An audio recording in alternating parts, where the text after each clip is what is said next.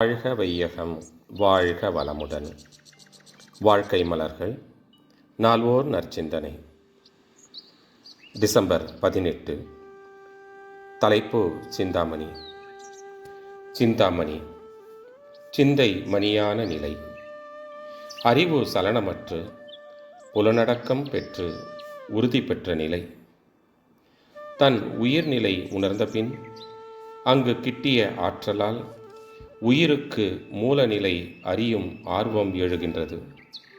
சிந்தனை உயர்ந்து உயிர் விரைவை சிறிது சிறிதாக தவத்தின் மூலம் குறைத்து கொண்டே போய் முடிவாக தான் இயக்கமற்ற அமைதி நிலையை பெறுகின்றது. மெய்ப்பொருளாகி விடுகின்றது. தனது இருப்பு நிலை அணுமுதற்கொண்டு அண்டங்கள் அனைத்துக்கும் அப்பால் உள்ள பெருவெளி வரையில் நிறைந்து இருக்கும் பெருமையினை உணர்ந்து கொள்கின்றது. தேவைக்கும் இருப்புக்கும் இடையே உள்ள தெய்வீக தொடர்பு, அதன் ஒழுங்கமைப்பும் உணர்ந்து ஆன்மா முழு அமைதி பெறுகின்றது. இந்த நிலைதான் சிந்தாமணி. இதுதான் மனிதனின் முழுமை பேறு. இதற்கு ஆன்மா தன்னை அறிய வேண்டும். அப்போதுதான் அமைதி பிறக்கும். பிறப்பும் அரும். பழிச்செயல்கள் கழிக்கப் பெற வேண்டும். அப்போதுதான் தூய்மை பெறும். தன்னிலை மறந்து ஆன்மா புறக்கவர்ச்சியில் மயங்கி செயலாற்றும் போது ஆசை, சினம், கடும்பற்று, முறையற்ற பால் கவர்ச்சி, உயர்வு தாழ்வு மனப்பான்மை, வஞ்சம் ஆகிய 6 குணங்களாக நிலைமாறி இயங்குகிறது.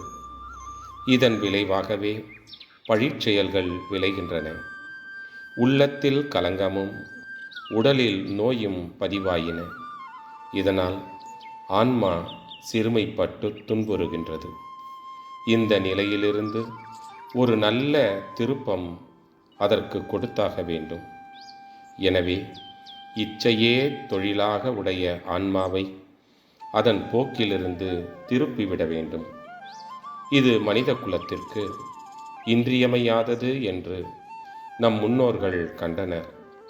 புற தோற்றங்களால் கவரப்பெற்று புலன் வரையில் இயங்கும் ஆன்மாவிற்கு ஒரு உயர்வு கிட்ட வேண்டுமெனில் தன் விருப்பம் போல் நிலைத்து நிற்க முறையான உளப்பயிற்சி அவசியம். அனுபவத்தால் தேர்ந்த அப்பயிற்சி ஓர்மை நிலை, அடக்க நிலை, ஒடுக்க நிலை என 3 பிரிவுகளில் அடங்கும். அறிவு ஓர்மை பெற்று அடங்கி லயமாகும். அப்பயிற்சியே ஆலயம், ஆ கூட்டல் லயம் என்று வழங்கப்பெறுகின்றது. 3 படிகளான ஆலய முறைகளில் முதல் தேவையானதும் பயன் மிகுந்ததும் எளிதானதும் ஓர்மை நிலை பயிற்சியே. அருட்தந்தை வாழ்க வளமுடன் தொடரும்.